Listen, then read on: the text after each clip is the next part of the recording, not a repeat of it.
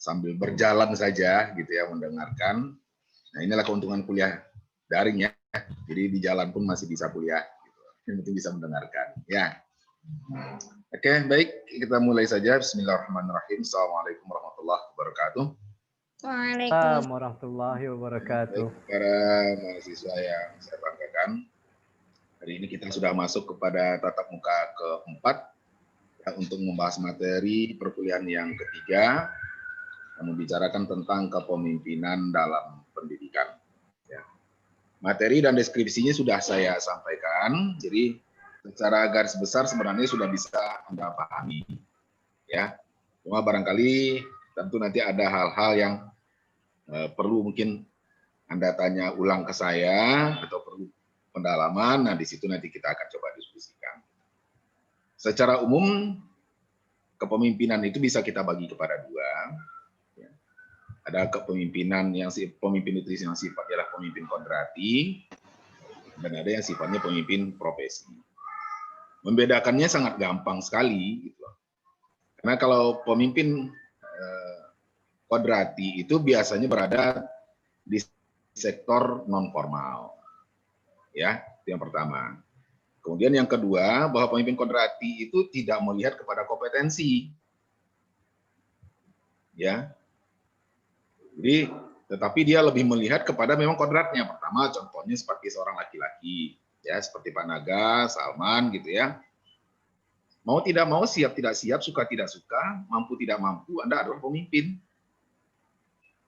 Tuh, nah inilah yang dimaksud dengan pemimpin kodrati. Artinya pemimpin contohnya terutama dalam rumah tangga, itu paling gampang kita lihat. Ya. Mau tidak mau, suka tidak suka, mampu tidak mampu, siap tidak siap. Ya. Pak Naga sudah jadi pemimpin. Iya. Nah, gitu kan.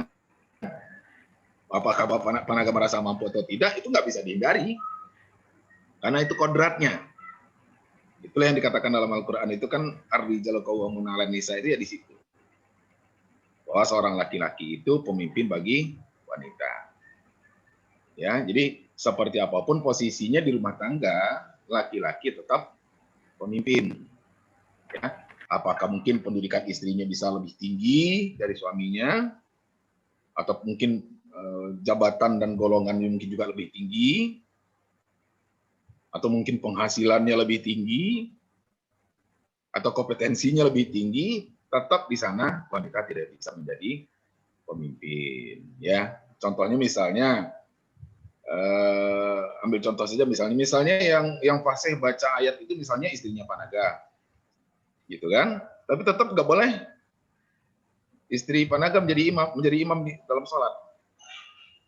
Tetap harus Pak Naga yang jadi imam. Kecuali kalau Pak Naga nggak ada, yang ada hanya anak-anak. Nah itu mungkin boleh. Kalau ada anak laki-laki yang sudah balik, yang harus jadi imam. Tapi kalau yang belum balik masih boleh. Ini menunjukkan kompetensi pemimpin yang kodrati, ya. Jadi tidak melihat kepada kompetensi atau tingkat pendidikan ataupun pengalaman seseorang untuk menjadi pemimpin. Nah, dalam hal ini memang tidak bisa wanita menjadi pemimpin. Ya, jadi mesti dipahami dalam hal ini ya bahwa yang namanya untuk menjadi pemimpin di sini tidak bisa dilakukan oleh wanita. Ya. Tetapi pada pemimpin yang profesi, yang profesional atau profesi, ya, di sana wanita sangat dimungkinkan menjadi pemimpin. Ya, jadi ayat ar-rijalu qawwamuna 'alan nisa itu tidak berlaku untuk pemimpin profesi. Ya, makanya terbuka peluang seorang wanita bisa menjadi presiden, seorang wanita bisa menjadi menteri, menjadi gubernur, menjadi bupati, menjadi camat, lurah, dan lain sebagainya. Itu terbuka kemungkinan. Hanya catatannya yang perlu diperhatikan. Bagaimana seorang wanita boleh jadi pemimpin? Pertama, kalau dia sudah berkeluarga, sudah bersuami, ya tentu harus ada izin dari suami. Yang kedua, bahwa kalau dia sudah berkeluarga, dia tidak melupakan perannya sebagai seorang istri dan sebagai seorang ibu. Itu saja. Jadi selama dua syarat itu terpenuhi, seorang wanita boleh menjadi pemimpin. Ya, nah itu kalau kita bicara tentang penggolongan pemimpin. Tetapi tentu kepemimpinan kodrati itu tidak kita bahas terlalu jauh, ya, karena kita bicaranya dalam administrasi pendidikan. Kalau mau bicara tentang kepemimpinan kodrati di kupas sejarah jauh, ya harusnya dibicarakannya di dalam bimbingan dan konseling, itu boleh, ya. Oke, baik. Lalu kemudian tentang kepemimpinan ini juga bisa kita bagi kepada dua bentuknya. Ada pemimpin, seorang pemimpin itu atau seseorang itu bisa menjadi pemimpin melalui jalur non karir, ya. Dan yang kedua, seseorang itu bisa menjadi pemimpin melalui jalur karir. Nah, apa yang dimaksud dengan jalur karir, jalur non karir? Bahwa seorang pemimpin itu tidak mesti melalui tahapan-tahapan untuk menjadi seorang pemimpin. Artinya seorang lurah dimungkinkan saja dia bisa menjadi seorang camat atau bupati tanpa harus menjadi camat dulu. Ya, seorang camat dimungkinkan saja dia bisa menjadi seorang menteri tanpa menjadi bupati dulu.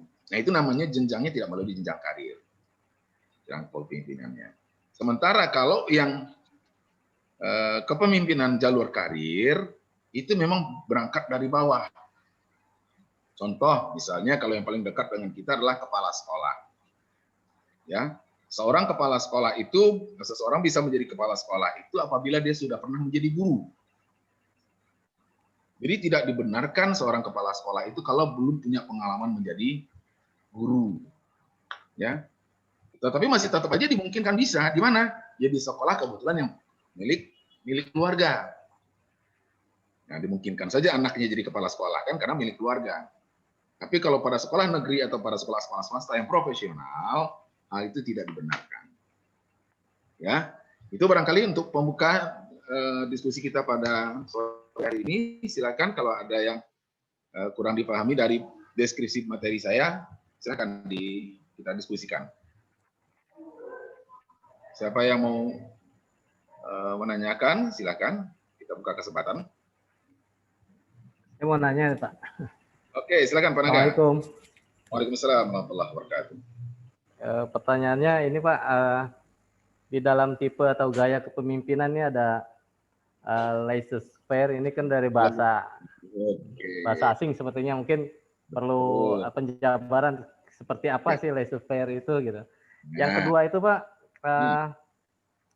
dari tipe gaya kepemimpinan ini kadang-kadang sering kita jumpai juga, misalnya kriteria autokrasi kan seperti serba perintah, tidak suka, rapat-rapat. Kemudian misalnya di paternalistis ada kriteria lagi. Kadang-kadang kita jumpai juga ada pemimpin yang karakter gaya kepemimpinannya itu dia autokrasi juga paternalistis juga gitu. Itu gaya kepemimpinan seperti apa gitu Pak? Baik, terima kasih Pak Naga. Sengaja yang bagian itu memang nggak saya bahas Pak Naga, nggak saya bikin deskripsinya gitu. Karena saya berharap itu dibaca gitu ya. Karena itu akan banyak biasanya dipakai dalam skripsi nanti. Nah, jadi ada yang pertama laissez-faire ya, kepemimpinan yang laissez-faire. Laissez-faire itu maksudnya artinya kepemimpinan yang sangat mengandalkan kesadaran bawahan. Ya, jadi pemimpin di dalam gaya kepemimpinan seperti ini tidak banyak memberikan instruksi. Nah, gaya kepemimpinan ini sepintas terlihat sepertinya tidak cocok. Karena kenapa? Tidak ada ketegasan dari seorang pemimpin, kan begitu. Hanya menunggu kesadaran dari para bawahannya. Ya, ini laissez-faire. Akan tetapi, kalau kita perhatikan pada organisasi-organisasi atau lembaga pendidikan yang sudah punya kultur budaya kerja yang tinggi, ya, sudah punya iklim kerja yang sehat, justru laissez-faire ini yang banyak diterapkan. Contohnya begini, kalau yang namanya orang bekerja itu sudah punya suatu komitmen bahwa hari ini harus berprestasi, tiada hari tanpa prestasi, disiplin itu adalah bagian dari hidup saya, orang seperti itu diawasi justru malah dia nggak nyaman. Gitu loh. Kenapa? dia sudah ingin berkreasi gitu kan. Nah, jadi gaya laissez-faire ini bukan berarti tidak bisa kita terapkan, tetapi gaya laissez-faire ini akan lebih banyak, akan lebih bisa digunakan pada lembaga-lembaga yang sudah punya budaya kerja yang sangat tinggi. Ya, budaya kerja yang tidak lagi main perintah, gitu loh. Ya, budaya kerja yang bahwa kerja itu tidak perlu lagi ditongkrongi. Mau ada atau tidak pemimpin di tempat, mau ada instruksi atau tidak, dia sudah punya budaya kerja yang sangat baik.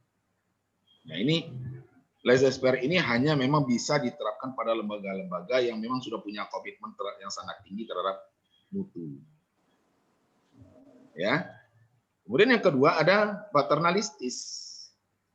Nah, paternalistis ini adalah gaya kepemimpinan seorang pemimpin yang sangat tidak percaya kepada bawahan. Ya, artinya dia menganggap bawahan itu tidak bisa apa-apa. Saya lah yang lebih tahu segala-galanya gitu. Sehingga kesempatan untuk berkreasi, kesempatan untuk mengembangkan diri dalam gaya kepemimpinan paternalistis ini agak sulit.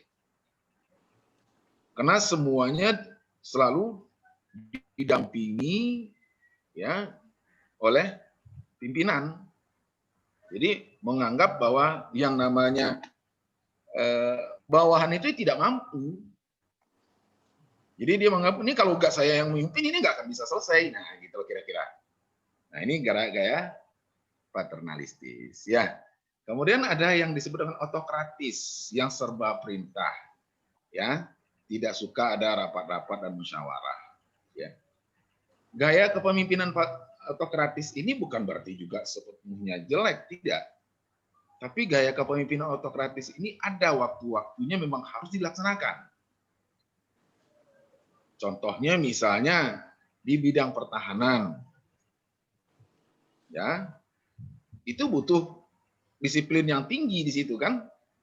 Tidak mungkin dalam dunia pertahanan terlalu banyak musyawarah, keburu masuk lawan kan gitu. Atau di dalam dunia-dunia eksak yang paling banyak, misalnya di dalam dunia penerbangan, dunia laboratorium gitu. Jadi yang sifatnya kerjanya serba pasti, tidak ada toleransi di situ. Ya, suatu pesawat misalnya yang akan landing itu nggak boleh banyak toleransi di situ kan. Kalau banyak toleransi di situ maka berarti akan gagal landing dan akan membawa bencana kan gitu. Saat pesawat mau take off juga tidak boleh banyak toleransi. Jadi ada waktu-waktunya gaya kepemimpinan otokratis ini atau otoriter yang sering orang sebut itu digunakan. Nah, dalam dunia pendidikan otokrasi juga atau otokratis juga kita bisa gunakan. Kapan misalnya pada saat ujian. Ya. Karena kalau dalam saat ujian tidak ada ketegasan ya berarti nanti lama-lama siswa jadi nyontek kan gitu. Jadi ada standar-standar pelaksanaan kapan tipe ini bisa kita laksanakan, kapan tipe ini bisa dilaksanakan. Ya, misalnya dalam ketentuan persyaratan untuk menjadi seorang siswa misalnya, apa ketentuan sekolah? Nah itu di situ otokrasi harus jalan. Dunia TNI itu kenapa dia bisa sangat rapi ya karena otokrasinya jalan. Ya tidak terlalu banyak di situ yang disebut dengan musyawarah dan toleransi. Kenapa tidak boleh banyak? Karena memang dia harus bekerja secara pasti dan dalam hitungan waktu yang pasti. Inilah gaya-gaya kepemimpinan ya yang ada yang saya masukkan di materi, termasuk salah satu lagi adalah demokrasi. Jadi keempat gaya ini bukan berarti tidak bisa kita gunakan. Keempat gaya kepemimpinan ini bukan berarti tidak baik. Ada segi baiknya. Contohnya lagi yang paling sederhana misalnya. Di rumah misalnya. Apakah kita akan selalu menggunakan pendekatan paternalistis pada anak? Pak Naga misalnya, atau Bu Daria misalnya, ya, apakah dalam mendidik anak kita akan selalu paternalistis? Anak nggak akan Iya dewasa, juga. anak nggak akan mandiri loh. Ya kan? Ada juga waktunya anak itu kita didik dengan gaya Paternalis. autokratis. Ada juga gaya waktu anak itu kita didik dengan gaya laissez-faire. Karena kalau semuanya serba perintah, semuanya serba harus diawasi, ya anak kan nggak berkembang. Jadi ada juga saatnya anak itu biarkan dia berinisiatif sendiri untuk bekerja. Biar dia berinisiatif sendiri untuk belajar. Ya, karena apalagi yang namanya untuk belajar ya, anak kita paksa untuk belajar. Kalau tidak pernah kita beri kesempatan dia untuk sadar akan tanggung jawab dia sebagai seorang anak untuk belajar, maka berarti sepanjang malam Bapak harus tongkrongi anak itu untuk belajar. Tapi manakala kita bisa memberikan kesadaran itu kepada anak, laissez-faire pun bisa kita lakukan. Ya, misalnya anak mau ujian nasional, kita nggak stres lagi, dia sudah tahu. Dia sudah akan belajar dengan sendirinya. Justru kalau kita tongkrongi anak seperti itu, ini ngapain sih orang belajar ditungguin? Nah, malah anak itu nggak nyaman gitu lah. Jadi kira-kira seperti itu Pak Naga ya. Jadi ada waktunya kita menggunakan autokratis, ada waktunya kita menggunakan laissez-faire, ada waktunya kita menggunakan paternalistis, dan ada waktunya kita menggunakan demokratis. Keempat gaya ini bisa kita terapkan baik di rumah, di sekolah, di lembaga sosial, atau di lembaga-lembaga di mana kita bekerja. Ada waktu-waktunya. Itulah kenapa ada 4 gaya kepemimpinan. Kalau misalnya yang 3 jelek, ya buat apa dikemukakan 4 gitu kan? Karena masing-masing itu punya kelebihan dan kekurangan. Ya, tinggal bagaimana kita menempatkannya, kapan kita gunakan gaya-gaya kepemimpinan itu masing-masing. Begitu Pak Naga ya? Ya, makasih Pak. Oke, yuk, makasih. Ya, silakan yang lain. Bapak, saya mau bertanya. Oke, silakan. Rahayu. Ya, jadi Pak, saya itu pernah mempunyai pengalaman di mana saya mempunyai atasan paternalistis. Ketika saya mau mengungkapkan pendapat saya, atasan saya selalu tidak percaya, kadang dihiraukan gitu. Jadi membuat saya itu lama-kelamaan saya jadi tidak mau ikut campur di dalam organisasi ini gitu, di dalam perusahaan. Jadi saya tidak mau ikut campur karena setiap apa yang saya ungkapkan tidak pernah diapresiasi, tidak pernah didengarkan. Menurut Bapak bagaimana cara menghadapi atasan seperti ini? Baik. Ya, itu persis seperti kita menghadapi orang tua kita di rumah. Ya, mungkin kita masih ingat dulu dengan orang tua kita. Apakah orang tua kita langsung ngasih kepercayaan kepada kita? Enggak. Ya kan? Pasti dia paternalistis dulu. Bahkan kadang autokratis dia. Lalu kapan dia bisa memberikan kita laissez-faire? Pada saat dia melihat kita sudah mampu menunjukkan prestasi kita dalam bekerja. Pada saat kita mampu menunjukkan, ini loh diri saya, ini loh kemampuan saya, tanpa diminta. Jadi itu berproses. Jadi seringkali orang tidak bisa memberikan kepercayaan untuk bekerja. Itu kenapa? Dia belum pernah melihat hasilnya. Dan itu sangat manusiawi sekali. Ya, apa kita sendiri misalnya menjadi seorang pemimpin, ya, atau misalnya Rahayu menjadi pemimpin, punya bawahan yang belum pernah terlihat track record-nya, apa akan langsung percaya? Enggak juga sih. Nah, jadi lihatkan dulu prestasi kerja kita, maka orang akan memberikan kepercayaan. Persis seperti orang tua kita di rumah. Saya juga dulu merasakan sama, orang tua saya dulu juga, nggak percaya banget. Kamu bisa apa sih? Kan gitu. Tapi manakala kita mampu menunjukkan kita mampu, kita berhasil, kita bisa, maka pada saat itu orang tua akan sadar, oh ternyata anak ini sudah bisa diberikan kepercayaan, sudah bisa diberi tanggung jawab, sudah bisa diberi wewenang. Jadi sama juga dengan di perusahaan atau di lembaga. Jadi biarkan beliau pimpinan itu dengan gaya paternalistisnya, tapi kita tunjukkan kalau kita bisa punya prestasi. Maka nanti secara perlahan seorang pemimpin itu akan sadar, oh ternyata orang ini atau anak buah saya ini, bawahan saya ini sudah bisa saya kasih kepercayaan. Baik, Pak. Ya, oke. Ya. Begitu Rahayu ya. Oke, ada lagi silakan. Ya. Pak, saya mau tanya dong, Pak. Oke, silakan Bu Daria. Saya mau nanya Pak, kiat-kiat apabila kita sebagai seorang pemimpin, tapi yang kita pimpin itu usianya kita gitu kan. Nah, terkadang ini kita misalnya mau menetapkan suatu kebijakan gitu kan. Terkadang mereka membandingkan dengan mereka gitu. Jadi pada saat kita mau ambil keputusan, yang merasa yang kita pimpin kan orang udah tua-tua nih misalnya, yang merasa dirinya itu lebih banyak pengalaman gitu.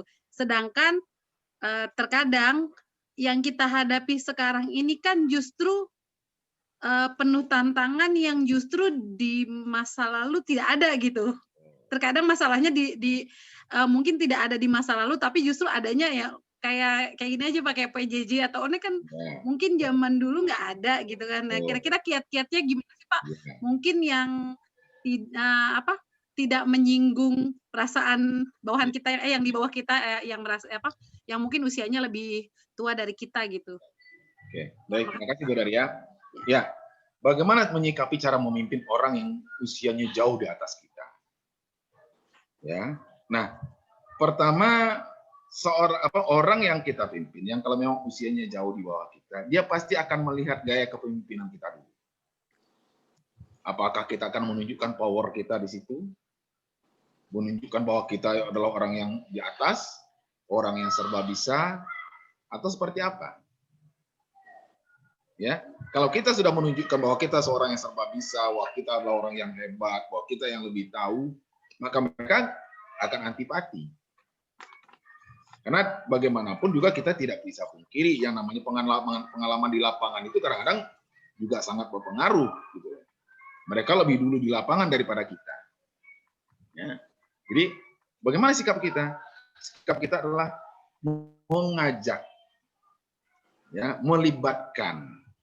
Ya, orang-orang yang memang usianya di atas kita itu, coba libatkan dia untuk menyusun program.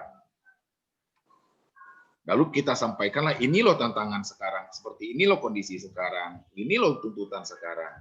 Kita mau coba susun program nih. Nah, barangkali Ibu yang sudah lama dari saya mengajar atau Bapak yang sudah lama mengajar dari saya, ada masukan barangkali. Jadi dia merasa dihargai gitu. Kuncinya sebenarnya di situ. Dia dilibatkan, dia merasa dihargai, maka pada saat pelaksanaan tugas itu, bila merasa dia tidak mampu, dia akan bicara, ini kayaknya saya kurang pas deh, kurang mampu deh, bisa bantu saya nggak? Justru dia akan terbuka. Jadi kalau kita mau ambil secara sederhananya, pertama memang keterbukaan, ya, keterbukaan kita dengan orang-orang yang kita pimpin. Kemudian yang kedua adalah menghargai dan melibatkan. Jadi jangan, terutama buat orang yang sudah usianya di atas kita ya, itu nggak bisa main perintah. Kalau main perintah akan mental itu. Ya, tapi kalau kita melibatkan, kita menghargai dia, maka dia akan merasa, oh, saya dihargai loh. Padahal kan dia jauh, dia lama-lama nanti akan mengakui juga kalau kita lebih hebat dari dia. Kita lebih bisa dari dia, ilmu kita lebih tinggi dari dia. Tapi jangan pengakuan itu datang dari kita. Biarkan pengakuan itu datang dari bawah kita. Walaupun secara usia dia jauh lebih tua dari kita. Jadi strategi pendekatannya seperti itu. Hargai, libatkan, ya, di dalam menyusun program-program yang akan kita lakukan.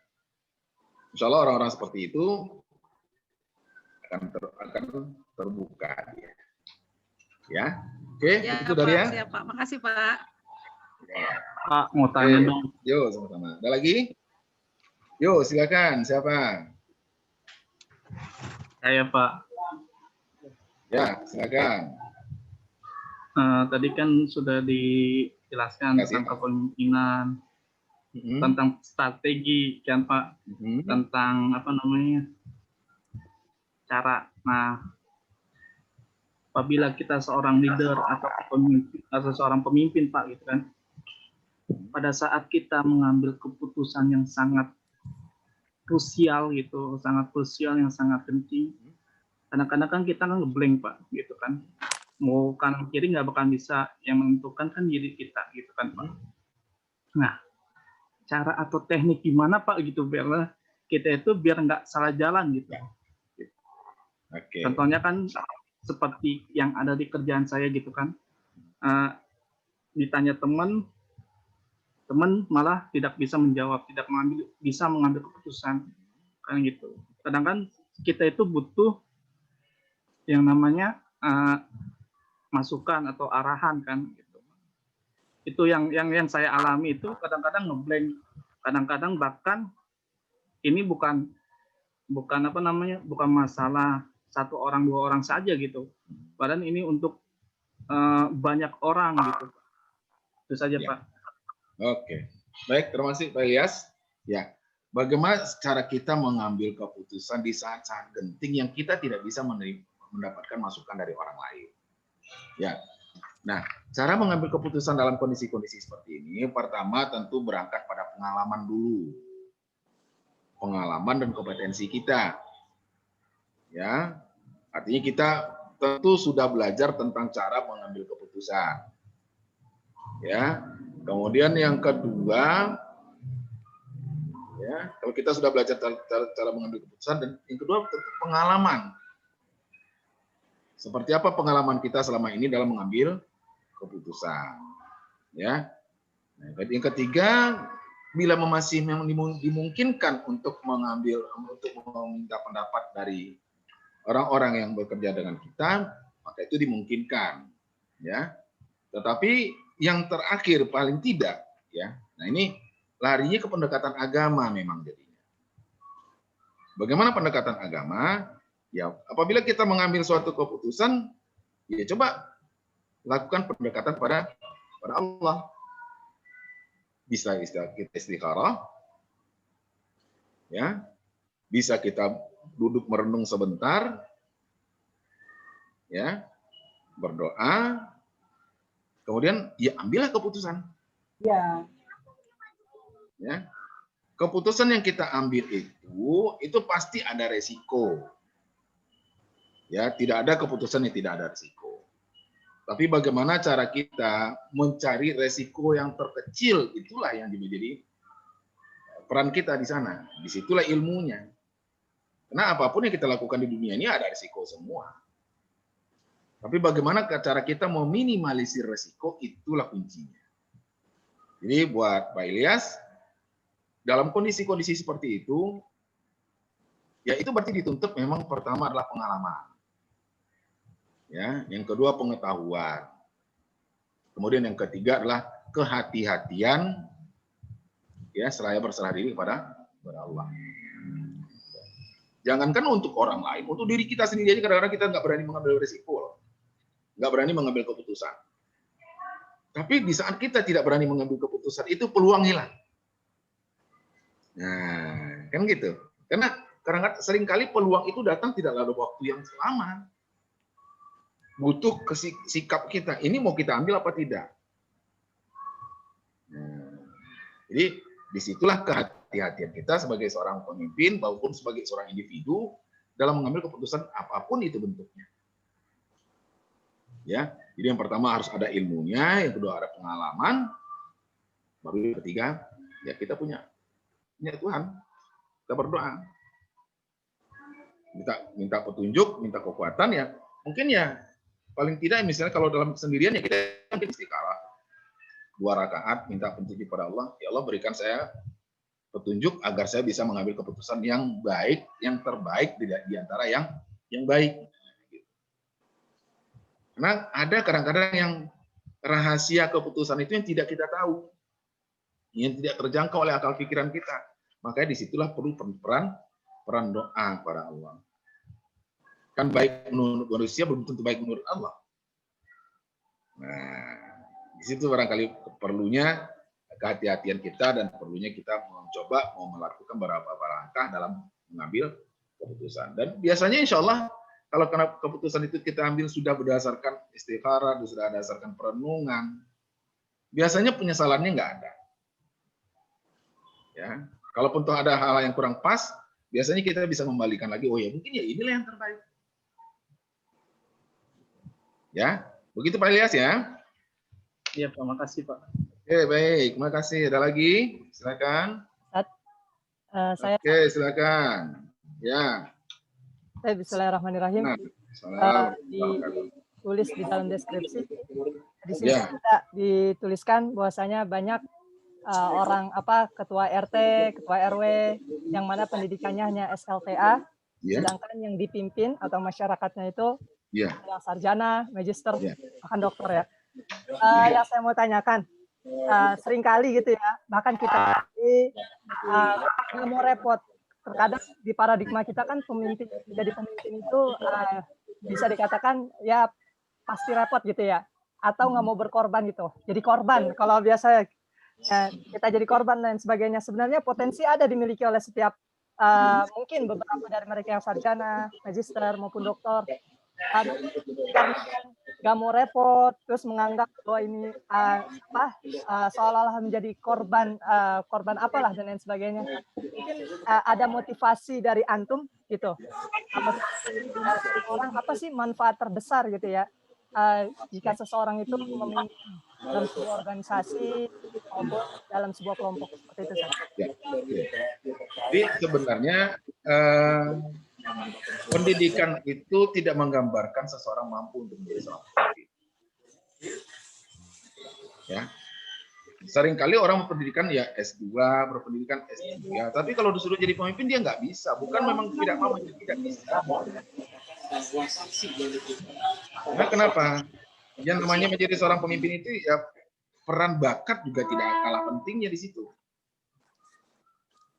Ya. Jadi bukan semata-mata hanya pendidikan. Makanya dalam kriteria ketiga kepemimpinan karir kan di situ saya sebutkan ada pengalaman, ada pendidikan, ada jenjang karir, ada pangkat dan logo-logoan dan lain sebagainya. Kenapa? Ya potensi untuk menjadi seorang pemimpin itu harus ada dulu gitu. Ya, seorang yang terus misalnya seperti saya misalnya walaupun sudah magister misalnya gitu. Tapi jujur saya menghadapi problematika masyarakat itu belum tentu siap. Satu. Kemudian yang kedua dari segi waktu. Ya, belum tentu, bukan berarti kita tidak mau jadi pemimpin kan? Tidak mau jadi ketua RT atau RW. Tapi jangan gara-gara kita sudah mengambil wewenang itu, justru masyarakatnya tidak terlayani. Karena kesibukan kita. Nah, inilah yang harus disadari. Ya. Nah, orang yang meskipun berpendidikan SLTP, berpendidikan SLTA, tapi dia punya punya kepedulian tentang masyarakat yang cukup tinggi, punya kesempatan waktu yang cukup luas, ya, maka dia dipercayakan oleh masyarakat untuk menjadi RT atau RW. Ya, nah, bagaimana sih supaya kita tuh mau menjadi pemimpin, mau bersedia membantu orang untuk menjadi pemimpin? Ya, yang jelas menjadi seorang pemimpin itu kan seperti dua mata pisau. Ya, kalau kita bisa menggunakan kekuasaan kita sebagai pemimpin, jabatan kita sebagai pemimpin itu dengan baik, maka kata Rasulullah termasuk orang yang diprioritaskan untuk masuk surga. Ya, karena termasuk orang yang akan masuk surga bersama rombongan Rasulullah yang pertama itu adalah para pemimpin-pemimpin yang adil. Ini mungkin bisa jadi motivasi kita. Para pemimpin-pemimpin yang adil itu akan bersama Rasulullah nanti masuk surganya. Ya, tapi bagi para pemimpin yang tidak adil, maka kata Rasulullah apa? Haram bau surga untuk dia. Jadi dua mata pisau yang memang luar biasa perlawanannya. Ya, jadi bicara kepemimpinan ya bukan bicara hanya sekedar pendidikan, tapi juga bicara tentang kemampuan. Ambillah contohnya misalnya sekarang kita nggak usah nggak usah jauh-jauh, misalnya melihat pada Pak Jokowi sebagai seorang presiden, gitu kan? Kita coba lihat sisi positif misalnya. Ada orang yang tidak siap untuk bekerja dengan speed seperti dia, gitu kan? Walaupun punya pendidikan yang lebih tinggi. Pak Jokowi hanya S1, tapi dia punya speed yang cukup baik, ya. Dan beberapa sisi positif yang lain yang bisa kita lihat, ya. Walaupun ada sisi negatif, ya kan memang tidak ada manusia yang sempurna, gitu kan? Tapi bagaimana meminimalisir kelemahan-kelemahan dan kekurangan-kekurangan, itulah yang harus dilakukan. Karena siapapun yang menjadi pemimpin, nggak ada yang bisa menjadi seorang pemimpin yang sempurna selain dari Rasulullah. Ya. Sosok kepemimpinan Rasulullah itu kan luar biasa. Sampai itu bukan hanya diakui oleh umat Islam kan, tapi oleh non-Muslim pun diakui bahwa Rasulullah adalah sosok pemimpin nomor 1 di dunia. Yang sampai sekarang ya nggak ada penggantinya. Ya, begitu barangkali Salman ya. Baik, Ustaz. Syukran. Oke, baik. Ada lagi? Silakan. Siapa lagi yang mau bertanya? Silakan.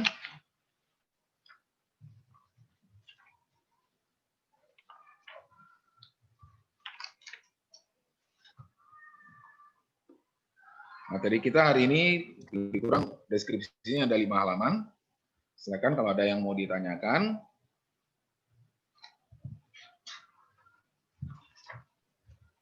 Saya, Ustaz. Oke, silakan. Kan dalam pendekatan dalam kepemimpinan itu salah satunya daya hayal dalam pendekatan sifat. Nah, alasannya itu apa sih kenapa harus ada daya hayal gitu, Ustaz, dalam pendekatan? Ya. Oke, daya hayal itu dalam bahasa lainnya sebenarnya kalau dalam bahasa ilmiahnya kita sebut apa? Imajinasi. Imajinasi. Ya. Angan-angan. Ya sebenarnya visi itu kan berangkat dari angan-angan ya. Orang yang tidak punya angan-angan nggak akan pernah maju. Cuma jangan berhenti di angan-angan, itu saja masalahnya. Kalau berhenti di angan-angan ya menghayal kan jatuhnya. Tahun sekian saya nanti mau punya mobil, tahun sekian saya nanti mau punya rumah, tahun sekian nanti saya mau punya istri gitu. Tapi imajinasi hayalannya itu tidak pernah diturunkan ke dalam program kerja dia, ya nggak akan bisa apa-apa. Jadi kalau dalam bahasa lain orang katakan kalau yang namanya seorang pemimpin yang punya imajinasi itulah pemimpin yang visioner. Dia punya mimpi ke depan gitu loh. Mau seperti apa? Karena kalau seorang pemimpin nggak punya mimpi, ya dia stuck di situ. Ya, makanya coba kita lihat kenapa ada sekolah-sekolah yang bisa menjadi padahal sama-sama sekolah negeri, tapi kenapa ada sekolah yang bisa menjadi sekolah unggulan? Ya, kenapa bisa menjadi sekolah favorit? Misinya jelas. Itu karena pengembangan imajinasi seorang kepala sekolah bersama seluruh warga sekolahnya itu jalan gitu. Ya, karena kalau dia nggak punya imajinasi, nggak punya visi ke depan, ya sekolah itu kan stuck di situ aja. Berjalan dari tahun ke tahun, bulan-bulan, ya di situ-situ aja, nggak pernah kemana-mana, nggak pernah berkembang. Padahal dalam Islam kita diajarkan bagaimana? Bahwa hari kemarin itu, hari ini itu harus lebih baik dari hari kemarin. Dan hari esok itu harus lebih baik dari hari ini. Karena kalau nggak seperti itu ada ancamannya. Bagaimana ancamannya? Barang siapa yang hari ini lebih buruk dari hari kemarin, maka dialah orang yang binasa. Barang siapa yang hari ini sama saja dengan hari kemarin, itu adalah orang yang merugi. Dan barang siapa yang hari ini bisa lebih baik dari hari kemarin, sesungguhnya itulah orang yang beruntung. Jadi di situ kaitannya, bahwa kenapa sih seorang pemimpin itu harus punya daya hayal. Ya. Karena dari daya hayal itu nanti akan mendatangkan ide-ide bagaimana ya hayalan ini bisa dibumikan gitu loh. Nggak hanya berhenti pada hayalan. Gitu ya ini ya. Ya, terima kasih, Ustaz. Oke, baik, terima kasih. Silakan ada lagi? Oke, silakan Pak Ilyas. Ya. nyambung yang tentang daya hayal. Iya. Seorang pemimpin kan harus punya imajiner yang kuat kan. Betul. Dalam mengambil yang tadi nyambung tentang mengambil keputusan. Nah, kalau imajiner kan nggak mungkin secara tiba-tiba ada gitu kan. Gitu maksudnya secara tiba-tiba itu kan kita kadang-kadang sedang merenung, sedang apa. Nah, kadang-kadang kita itu sebagai manusia kan kadang-kadang dapat ibarat kata dapat daya hayal itu 3 hari, 5 hari, 10 hari kan gitu kan. Kadang-kadang kan maksud saya tuh kenapa gitu? Maksudnya daya hayal kita itu nggak bisa tuh muncul tiba-tiba gitu. Ya. Oke. Baik, terima kasih Pak Ilyas. Ya. Jadi daya hayal itu bukan hanya dari perenungan. Pak Ilyas ya. Tapi daya hayal itu bisa saja karena kita melihat sesuatu. Contoh misalnya, Pak Ilyas sebagai seorang kepala sekolah misalnya melakukan studi banding. Nah, itu salah satu untuk memancing daya hayal. Seorang kepala sekolah melakukan studi banding ke sekolah lain, maka dia melihat sekolah ini bisa begini. Langsung datang imajinasi dia kan. Bagaimana sekolah saya bisa seperti ini? Atau kalau perlu, bagaimana sekolah saya bisa unggul dari ini? Ya, jadi pertama daya hayal itu yang paling banyak datang itu pertama karena kita melihat sesuatu yang lebih baik. Ya, contoh misalnya orang yang belum sukses kan daya hayalnya datang apabila dia melihat orang sukses. Orang yang pinter daya hayal orang yang kurang pinter daya hayalnya akan kuat begitu melihat orang yang dari kondisi yang tidak mampu tapi menjadi orang yang sukses. Nah, ya, jadi pertama dari apa yang kita lihat. Kemudian yang kedua, visioner atau daya hayal itu akan terpancing apabila kita membaca. Makanya itu konsep Iqra itu kan di situ sebenarnya. Kalau kita nggak pernah membaca, nggak pernah melihat, ya imajinasi kita nggak akan pernah berkembang. Tapi kalau kita sudah melihat atau kita membaca, gitu ya, maka itu akan merangsang otak kita untuk ada daya imajinasi untuk visi ke depan. Ya. Misalnya begini, ya, saya sering kali membaca buku-buku yang bicara tentang pengalaman hidup seseorang, gitu ya. Ya, misalnya saya pernah baca buku tentang Dahlan Iskan, ya, baca buku tentang Susno Duaji pernah saya baca, ya. Nah, apa yang kita bisa lihat dari orang-orang seperti itu? Ya. Dia seperti memberikan imajinasi kepada kita, memberikan dorongan kepada kita bahwa nggak ada yang mustahil loh kalau kamu mau. Nah, ya, contohnya misalnya Dahlan Iskan itu. Dia anak seorang petani loh. Ya. Ibunya guru ngaji, bapaknya seorang petani. Ya. Bahkan Dahlan Iskan itu dulu kuliahnya di IAIN loh, bukan ya UIN sekarang gitu kan. Tapi dia punya daya dorong yang luar biasa. Ya. Sehingga menjadi seorang miliarder. Atau misalnya, pernah baca nggak buku tentang Khairul Tanjung? Belum. Yang sekarang menjadi seorang yang suksesnya luar biasa. Usahanya bukan hanya di Indonesia loh. Usaha itu sudah sampai ke Eropa. Saya udah lihat sendiri. Anda mungkin nggak percaya, ada Carrefour loh di Eropa. Padahal beliau gelarnya aja sudah anak singkong kan. Gitu. Orangnya ngomong hidupnya susah, hidupnya prihatin.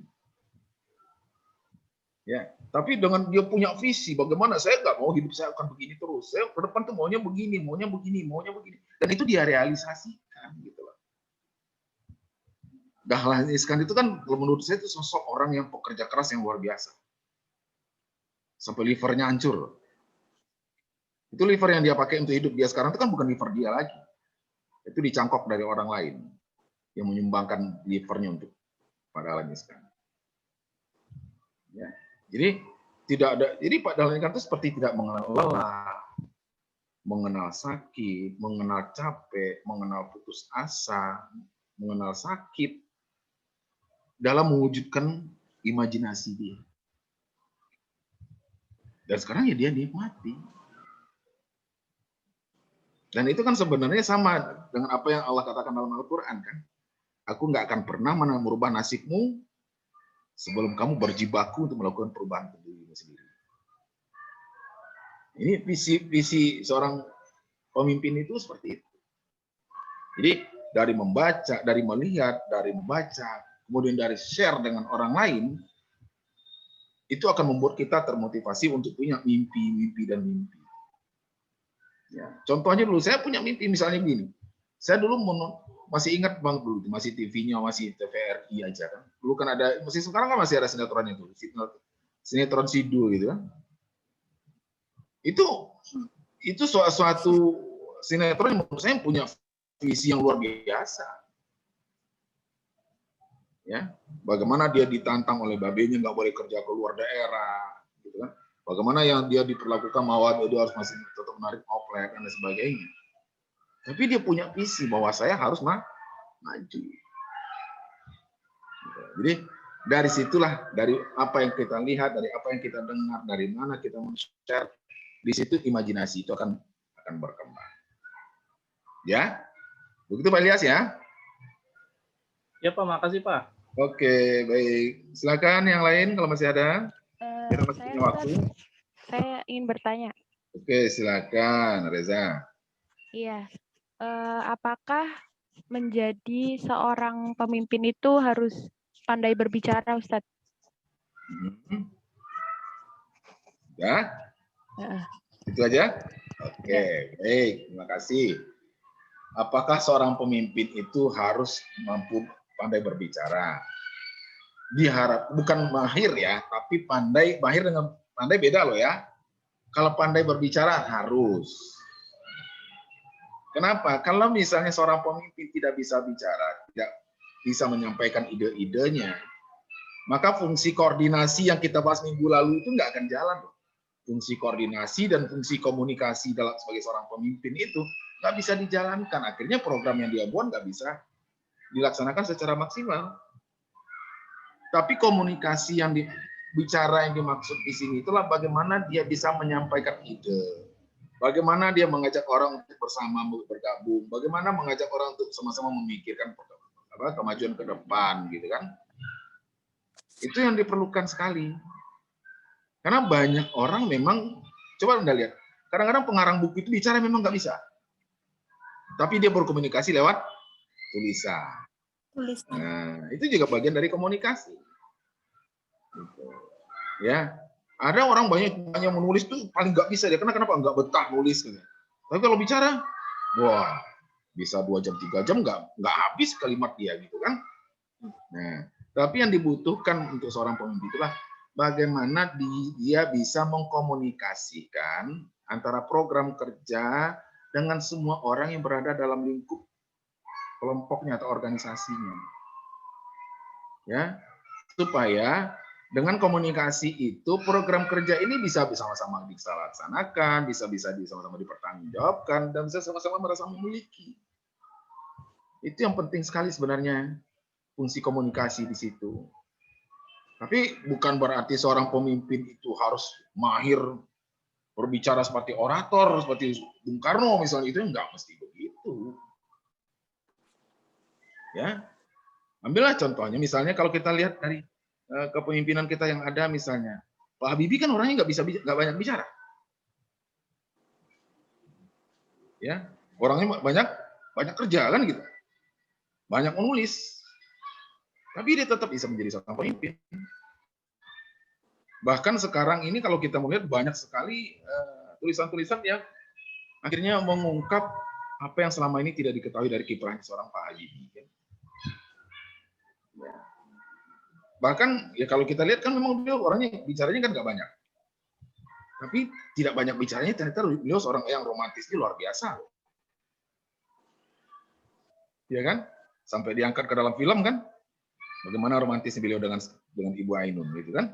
Padahal kalau dilihat orangnya nggak bisa bicara, orangnya nggak banyak bicara, tapi dia tahu bagaimana cara menyampaikan ide-idenya. Begitu Reza ya? Oke, baik. Ada lagi? Pak, satu lagi Pak.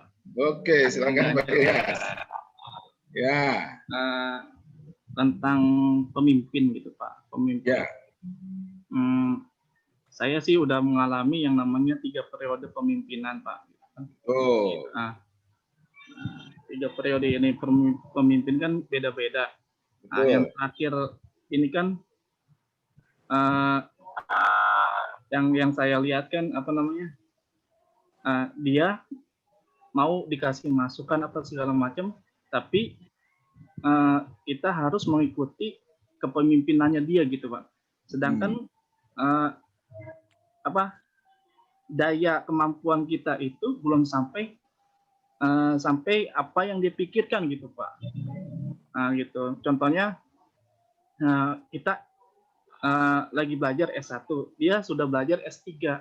Nah, dia yang sampaikan itu materinya S3 gitu Pak. Sedangkan daya tangkap kita kan nggak nyampe gitu. Apa yang kita harus lakukan gitu Pak? Oke. Ya, kalau itu terjadi, itu artinya salah satu, itulah contoh gagalnya komunikasi. Ya, antara orang yang menyampaikan pesan kepada orang yang menerima pesan, komunikasinya tidak nyambung. Ya, apa yang bisa kita ambil dari sana? Pertama, kalau nanti Bapak jadi pemimpin, jangan lakukan itu. Ya, kenalilah dengan siapa bawahan Bapak dengan baik, kenali dengan siapa kita bicara, lalu carilah bahasa yang paling mudah untuk dipahami orang. Ya, jadi jangan melakukan hal-hal yang seperti itu tadi, karena itulah menyebabkan akhirnya orang yang kita pimpin itu kadang-kadang begini, belum tentu bawahan kita itu tidak mau bekerja sama. Ya, tapi dia tidak bisa bekerja sama dengan kita karena dia tidak mengerti apa maunya kita, gitu loh. Itu bisa terjadi. Jadi bukan berarti dia tidak loyal, tapi karena dia tidak tahu apa yang harus saya kerjakan ya, atau peran apa yang harus saya ambil ya, kan gitu. Nah, jadi disinilah perlu peran komunikasi. Nah, menghadapi seorang pemimpin yang seperti itu, atau seorang kepala atau seorang pemimpin yang seperti itu, ya mungkin kita yang dari bawah yang membuka komunikasi. Ya, jangan diam. Artinya apa? Jangan tenggelam dalam kebingungan kita sendiri, jangan tenggelam dalam ketidakmengertian kita. Kita yang buka komunikasi. Pak, mohon maaf Pak, kok saya belum paham ya yang Bapak mau maksudkan apa? Mohon maaf loh Pak, mungkin karena keterbatasan saya gitu. Ajari saya Pak supaya saya paham. Jadi kita yang membuka komunikasi ke atas. Karena kalau menunggu dari atas biasanya sulit. Apalagi kita tidak pernah mencoba memverifikasi, maka seorang pemimpin akan menganggap itu selalu sudah sampai, selalu sudah dipahami. Jadi kita yang dari bawah yang harus membuka komunikasi. Mohon maaf Pak, bantu saya untuk memahami ini supaya saya nggak salah dalam melaksanakan tugas, supaya saya tidak salah dalam menyelesaikan pekerjaan. Bisa diperjelas Pak, barangkali ini masuk tugas perintah dari Bapak ini apa? Arahnya mau kemana? Itu tidak salah. Mungkin dengan cara seperti itu juga seorang pemimpin nanti akan mau ngoreksi diri gitu kan? Wah ini ternyata saya ngomongnya terlalu tinggi ini, nggak nyambung ke bawah ini. Nah, tapi kalau kita diam, maka kita akan tenggelam di situ. Ya, ibaratnya sama seperti kita di sekolah dulu, coba deh. Ya, masih ingat waktu belajar matematika? Ingat ya? Kenapa kita nggak suka matematika? Susah. Nah. Karena kita membiarkan diri kita tenggelam dalam ketidakmengertian kita. Tidak mau bertanya. Tidak mau meminta review ulang. Jadi, sewaktu kita tidak berani bertanya dalam ketidaktahuan kita, lalu kita diam, akhirnya ditumpuklah ketidaktahuan itu makin lama, makin tebal, sehingga dia tenggelam ke bawah. Pada saat kita udah sampai di atas, kita nggak tahu di bawahnya. Akhirnya apa? Matematika itu susah. Bahasa Inggris itu berat. Fisika, kimia, biologi itu jelimet. Kan gitu ya akhirnya. Itu kesimpulan yang kita ambil akhirnya sendiri. Karena kenapa? Karena kita membiarkan diri kita tenggelam dalam ketidakmengertian. Tapi coba lihat orang yang, kok ada ya orang yang senang matematika, ada orang senang fisika, biologi, kimia, ada yang senang bahasa Inggris. Ih, apaan itu kan gitu. Tapi dia, kita lihat waktu belajar, waktu dia kuliah, kok menikmati banget. Nah, jadi kuncinya adalah dia tidak membiarkan dirinya dalam ketidakmengertian. Ya, dia tidak biarkan dirinya tenggelam di situ. Setiap dia tidak mengerti, dia langsung kantor. Setiap dia tidak paham, dia langsung kantor. Ya, sehingga apa yang diinginkan oleh guru nyambung ke siswa. Apa yang diinginkan oleh seorang pemimpin nyambung kepada bawahannya. Begitu kira-kira ya Pak Yunus ya, Pak Ilyas ya. Ya Pak. Oke. Terus, Pak. Baik. Yuk sama-sama. Masih Berarti ada? Ustaz, Ya. kita itu mesti baiknya itu kritis dari awal dibanding kita ya udah tahu-tahu aja gitu, padahal nggak ngerti gitu. Ya, kritis dari awal itu artinya dalam arti yang sehat ya. Bukan kritis. Karena kan orang mengartikan kritis ini kan mengkritik.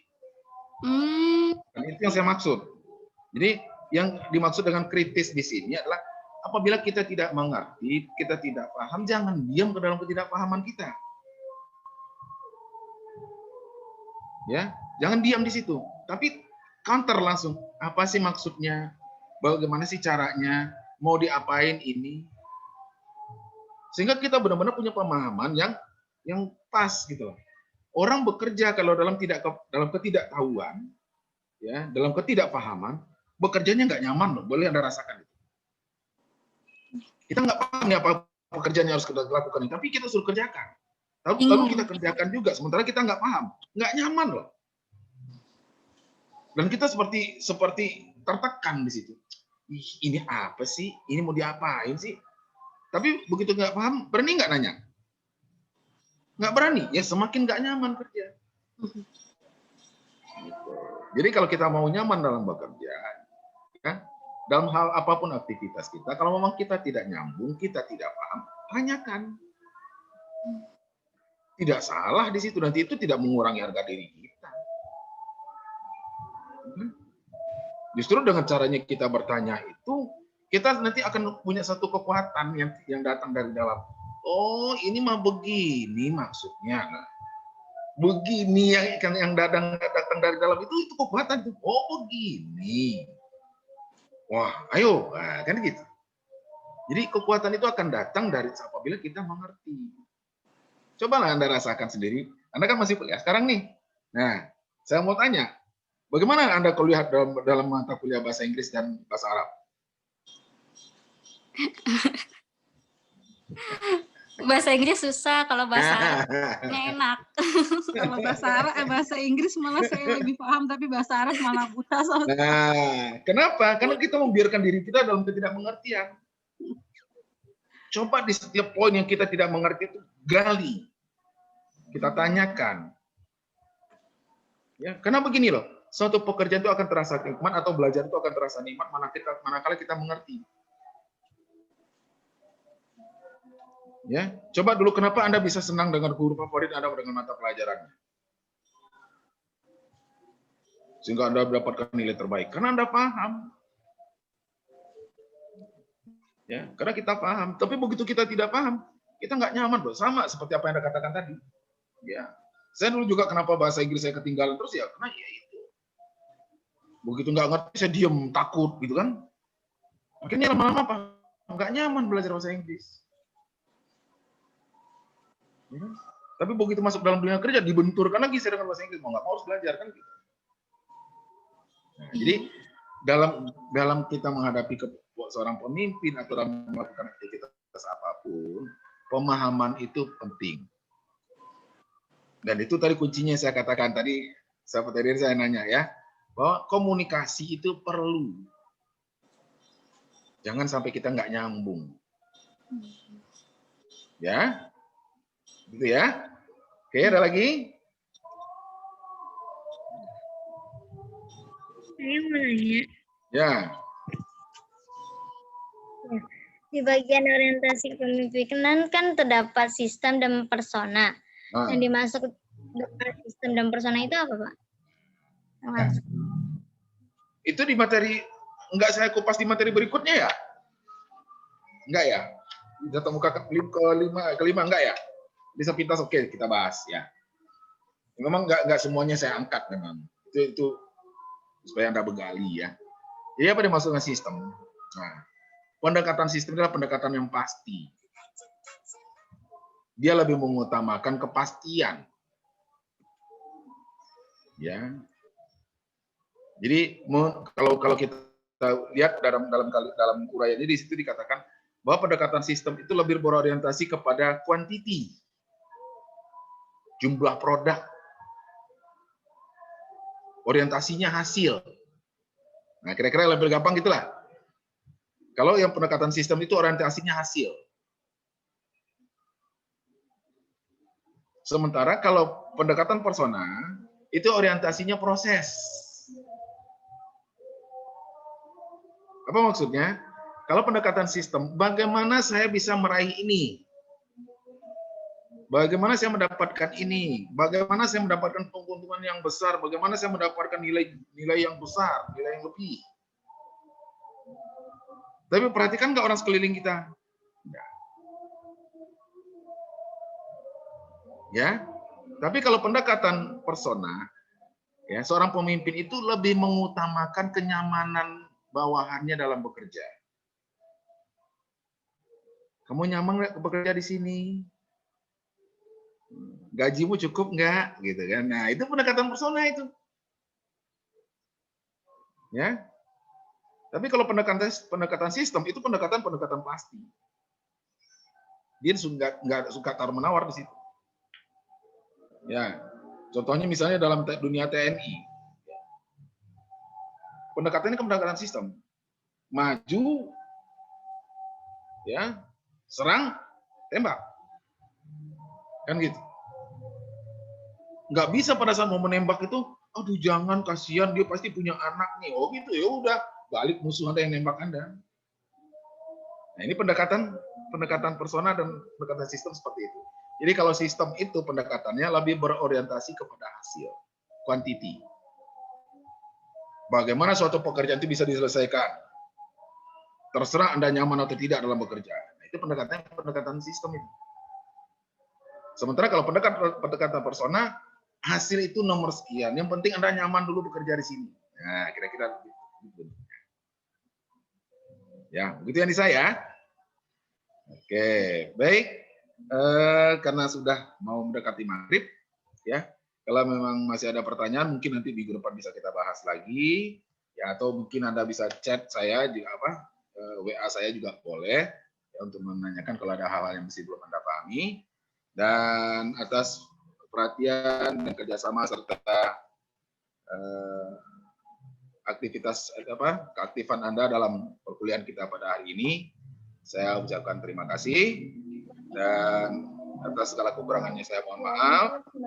Mudah-mudahan kita selalu sehat dan sukses setiap saat. Terima kasih, dan mari kita tutup perkuliahan kita pada sore hari ini dengan sama-sama baca alhamdulillah.